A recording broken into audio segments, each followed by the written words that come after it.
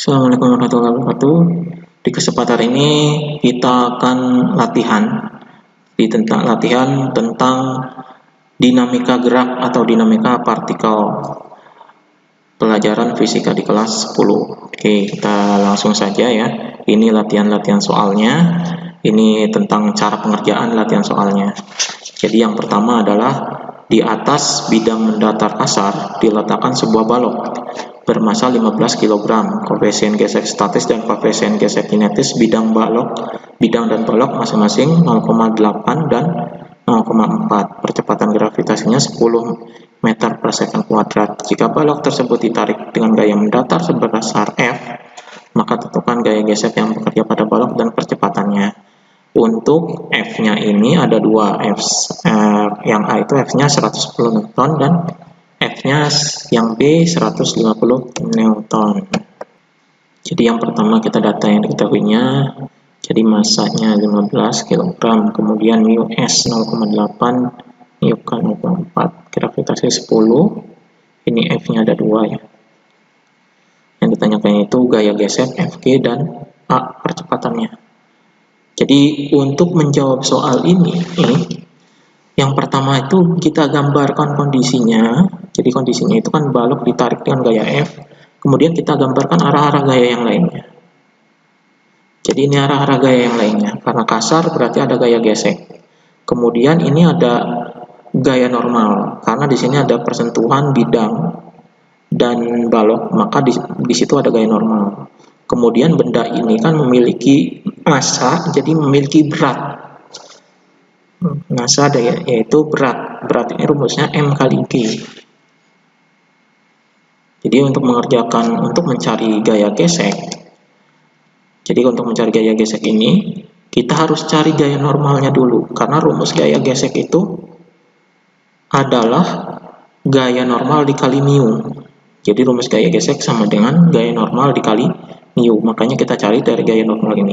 Nah, gaya normal ini berada pada sumbu Y. Maka sigma Fy sama dengan 0. Sigma Fy adalah ada gaya pada sumbu Y ini ada N dan W saja. Jadi yang ke atas ini positif. Jadi N min W sama dengan 0. Kenapa 0? Karena tidak bergerak pada sumbu Y. Jadi pergerakannya pada sumbu X. Ya, jadi kalau di sini dicari N-nya dari sini kita bisa ketemu karena W-nya sudah dihitung gitu ya. W-nya dihitung saja pakai M kali G. Jadi kan ini N min W sama dengan 0. Jadi N sama dengan 4. Kemudian gaya geseknya sama dengan gaya gesek statis. Kita lihat dulu gaya gesek statisnya.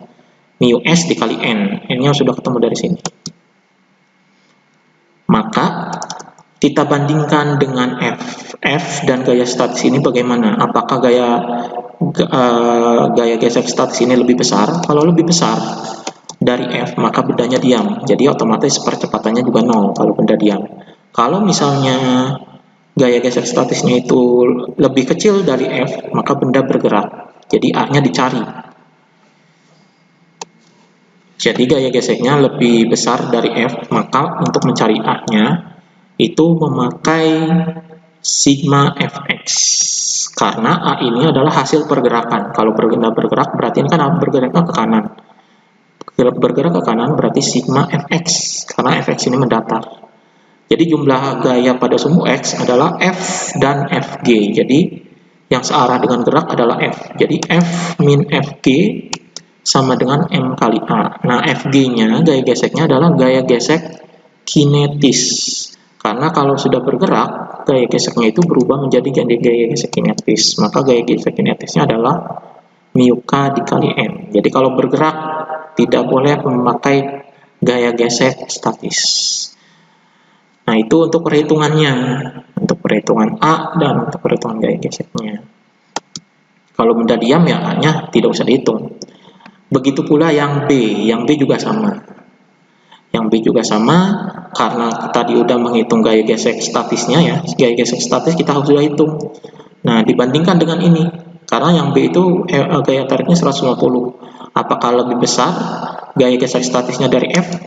Kalau lebih besar berarti bendanya diam. Apakah gaya geseknya statisnya lebih kecil dari F? maka benda bergerak. A-nya dicari. A-nya dicari dari sama pencariannya seperti tadi.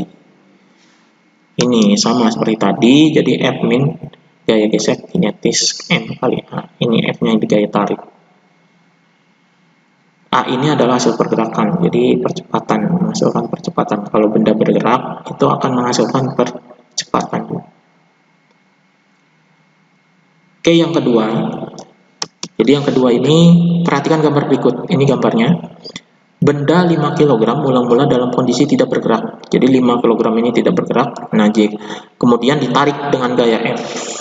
Ya, kalau misalnya ditarik dengan gaya F, berarti bendanya bergerak ya, mula-mula. Nah, ini diberikan gaya, karena gayanya itu membentuk sudut antara gayanya ini besarnya adalah 25 Newton dengan garis mendatar. Jadi membentuk sudutnya adalah 37 derajat ya, 37 derajat Celcius. Nah, koefisien gesekan kinetis. Nah, kinetis. Jadi bendanya bergerak. Makanya di sini ada koefisien gesek kinetis.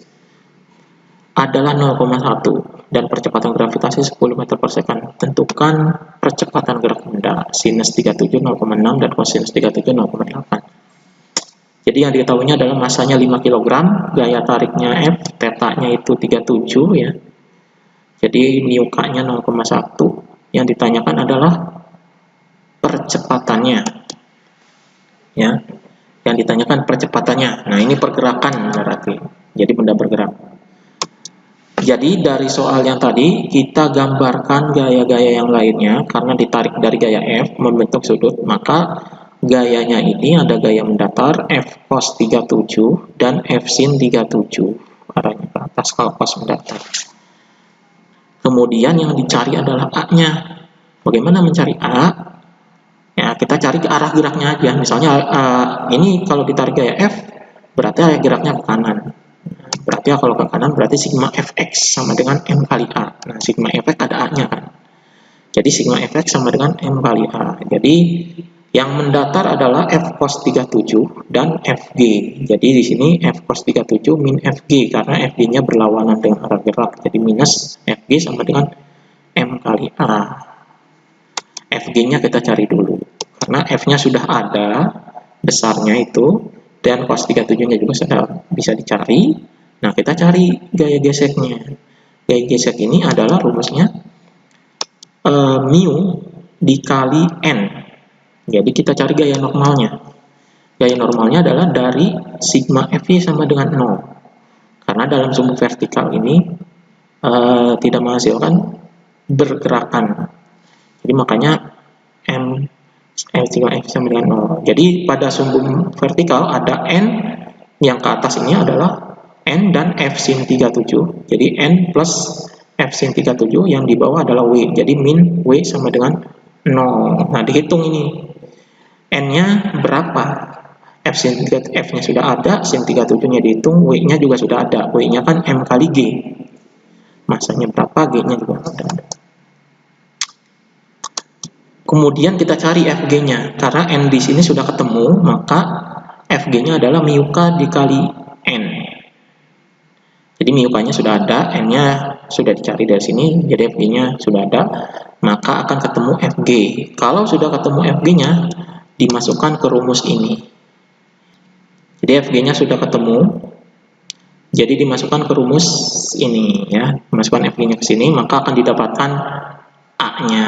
Nah, itu untuk mencari A-nya. Yang terakhir, sebuah balok masanya 6 kg meluncur ke bawah pada sebuah papan licin yang dimiringkan 30 derajat dari lantai.